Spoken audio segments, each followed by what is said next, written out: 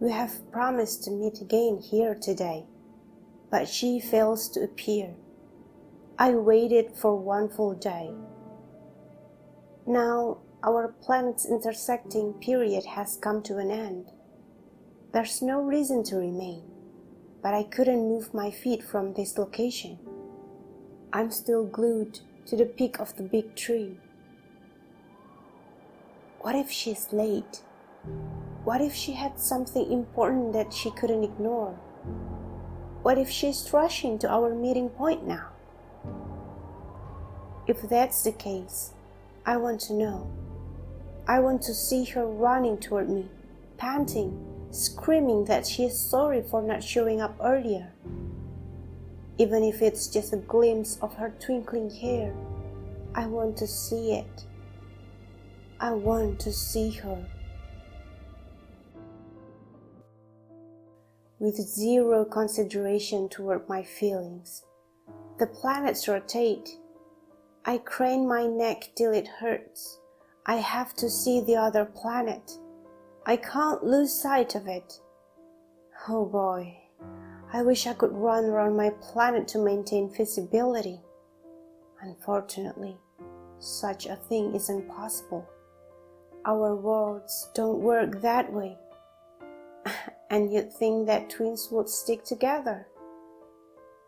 In this galaxy, there are only 2 planets exist and 1 star. The twin planets rotate around the same star, but they do it at different intervals. This causes the 2 planets to meet only once every 5 years. The encounter lasts for half a day. I grit my teeth. No, the spot where she's supposed to be gets farther and farther away from me. No!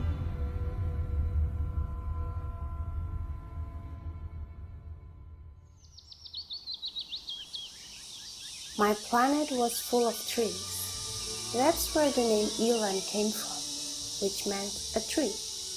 We lived inside a forest, enveloped by a canopy of giant trees. As a kid, climbing trees had been my favorite pastime. I was 4 when I first met her. I was on top of the highest tree around my house. I screamed aloud, happy that I was finally able to fulfill my dream to conquer that tree. That was the first time I had seen the twin planet with my own eyes. I was in awe. At that breathtaking moment, I saw her. I almost fell from the tree.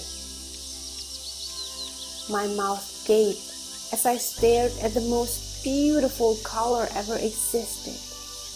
It was her hair. Her hair was a gradation of red and orange, sea-green, like a blazing Inferno. Her hair made a statement, bold and beguiling. The first thing I said to her was, "Your hair glows." My remark startled her. "People usually get scared," she said. "Why would they? It's pretty." I smiled widely, not sure if she could see it, since we're far apart from each other. At the time, the distance between us wasn't as excruciating. She grabbed a handful of her long hair. Although fuzzy, I could see her expression turn dark. "They think it's apparent. They run away from me." "Then they're stupid. Don't listen to them," I yelled, almost angry. That was my true thought. I wasn't defending her. I was defending the beautiful color of her hair. The woman appeared delighted by my response. She got up and waved her hands. She laughed, a genuine laugh that I assumed had long lost on her. "What are you doing up there, kid?" she asked, shattering the pleasant atmosphere between us. I hated being called that. I was a kid, but I hated to be reminded of that. Back then, I couldn't wait to grow older and be mature like the gentleman in the village. They'd messed up my hair and smiled patronizingly. I wanted to challenge them in a sword-fighting duel and prove my strength. But there was a long way to go for that small me. Still, I expressed my unhappiness aloud. "I'm not a kid," I snapped. She giggled. "Okay, please forgive my insolence. What are you doing up there, young man?" "I'm climbing giant. At last, I've conquered giant. I can't wait to tell the whole village about this. They'll be impressed, right?" I brushed my nose pridefully. "Giant?" she repeated in confusion. "Giant?" I patted the tree branch nearest to me. "This tree, I named him Giant because he's so big." "Why are you climbing the tree? It's dangerous. Won't your parents scold you?" I clicked my tongue as she treated me like a kid again. But I decided to forgive her this time. I lifted one hand in the air, raising my chin high. She stretched out her hand as if she'd be ready to catch me if I fell. I grinned. "They did, but it doesn't matter. I like it here. I can see everything from here." The sky seemed awfully close to me. High places made me feel as though I could grab anything. I felt strong and free. Although there's one thing I couldn't grab. No, one person. I couldn't bring her here, no matter how high I climbed. The landscape around her was pure white. I wondered what she was doing over there. When I voiced the question, she didn't say anything for a while. The impatient little me demanded an immediate answer. In retrospect, I was a brat. She chuckled the second time I asked. She said, "Because I can't go anywhere else." "Why?" I asked again. The white backdrop was pale in comparison to her flapping hair. That's when I realized that she stood on a ghastly mountain, blanketed in heavy snow. Her feet were drowned in the snow. She was wearing a thin, sleeveless white dress that went to her chin. "Aren't you cold?" I asked, out of pure curiosity. I was too immature to worry about her. She shook her head violently. "No, I am used to it." She was tall and beautiful. I had a lot of adults around me in the village. In fact, I was the only child in the village. But there was no adult as beautiful as her. "Are you an adult?" I asked. She nodded. "I guess so." "You look like my mother." "But you're prettier." She was amused. "Don't ever say that in front of your mother, okay? She'll get hurt." "Okay," I said. She gave a gentle smile and asked, "How old are you, young man?" "4," I responded. Darkness started to fill the sky, and I noticed how her planet was moving away from me.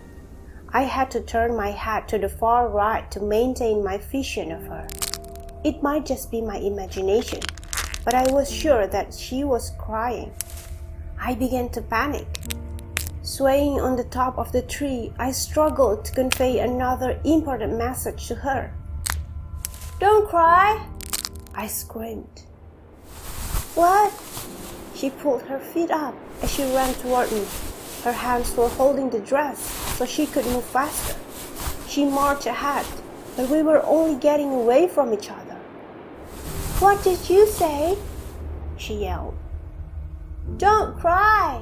I'll see you again tomorrow!" I shouted. She was moving frantically. her mouth too, but I couldn't catch what she was saying. Did she even say anything? I didn't know. That night, I pondered about her silently. The bugs and grasshoppers were singing outside my house. Alongside their singing was my father's note. I tossed around in bed with the image of her in my head. I wanted to touch her hair, I thought. If only she could visit us, then I could show her how to climb. That might make her feel better. Would she like it? Most adults in this village thought that climbing was childish.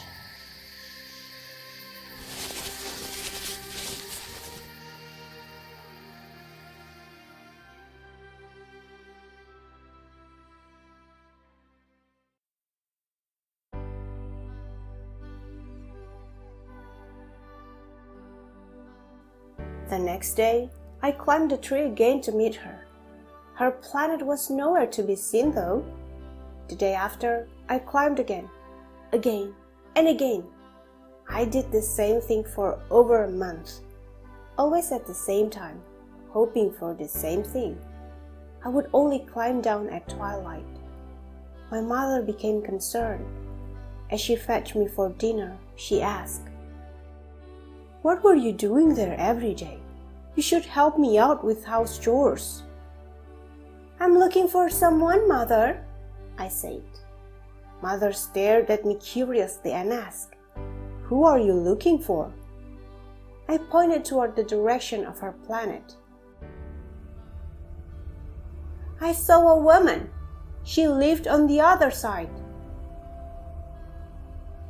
She creased her forehead. "You mean you're looking for someone on another planet?" I nodded my head. Mother smiled and patted me gently. "Then you shouldn't climb every day. You're wasting your time, Cosmo." I gritted my teeth and clenched my fist. Back then, my knowledge of how the twin planets work was limited. "Mother, why did you say that? That's mean." Mother took my hand and tightened her grip to ease my distress. "Because, my child, you would only be able to see her again in 5 years. Our planet and its twin planet operate differently.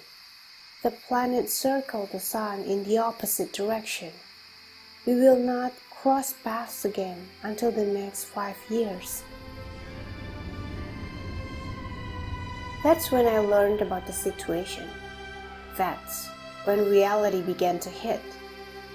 Still, I didn't stop climbing. I didn't stop looking for her. 5 years. Just 5 years. I repeated it inside my heart like a mantra to keep me going. It began with petty nosiness, evolved into interest, and ended with longing.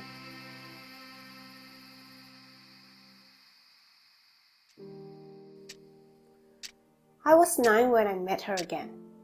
I didn't miss it. I couldn't. Ever since my mother told me about how the planets worked, I maintained a calendar to track time. Every single second was precious. The morning of that fated day, I woke up especially early. I ran outside like a madman.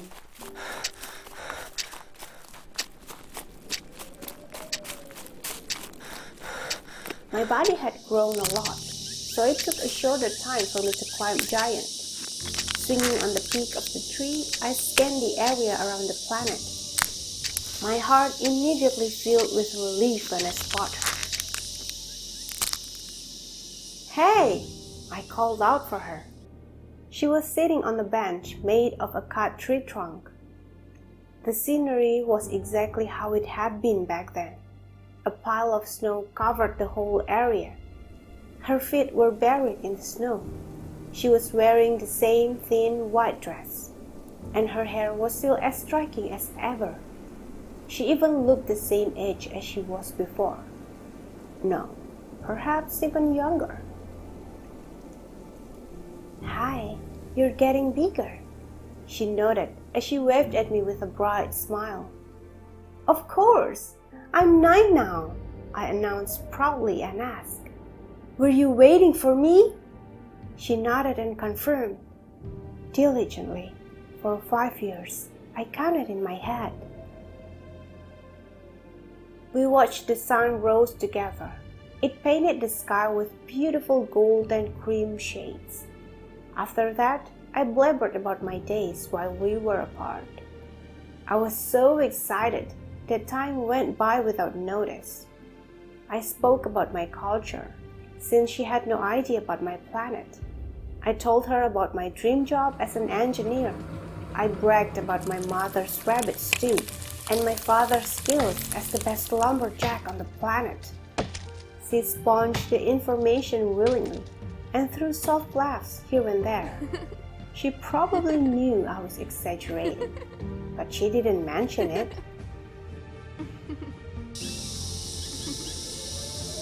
Then I reported the latest news about me. The chief is out to find a suitor for me. As I said before, I was the only child in this village. Children were a rarity on this planet. Thus, each child was usually arranged to have a eugenic marriage with another child from another village. Upon the initial agreement, began the years of a thorough study of both individuals. A group of chosen scholars would work together with the authority of each village to review all aspects regarding the young couple: personality, mental ability, as well as carnal balance. Once the children turned 20, they would be presented with the analysis results, and they could choose to proceed with or cancel the marriage. Is that so? She replied quietly.